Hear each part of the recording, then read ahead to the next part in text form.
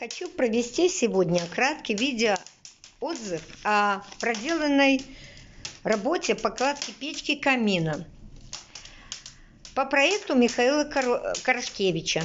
Мы искали проект угловой печи. Так как у нас не позволяет место сделать другую печь, нам люди подсказали, что есть на ютубе сайт, который называется Михаил Корошкевич «Порядовка печи». И даже дали нам контакты. Парень оказался очень доброжелательный, который на протяжении всего времени подсказывал непонятные нам моменты.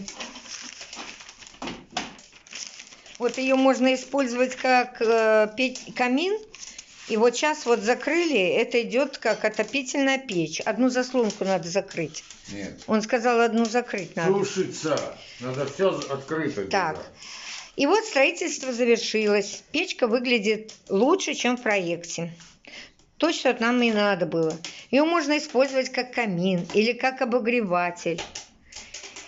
И обогревательную печь. И помимо того, что она очень красивая, то и КПД высокая. Так что пока никаких недостатков мы в ней не видим. И я надеюсь, их и не будет. А что опять будет, непонятно, то на помощь придет Михаил. Вот сейчас я ее со всех сторон покажу. Какая она очень красивая, уютненькая, такая маленькая, угловая печка.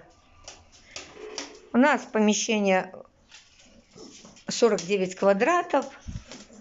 Вполне достаточно будет для обогрева. Может, открой посмотреть, как камин ее использовать. Когда как камин... Трещит. Трещит. Искры летят. Все. Мы очень довольны. Спасибо Михаилу.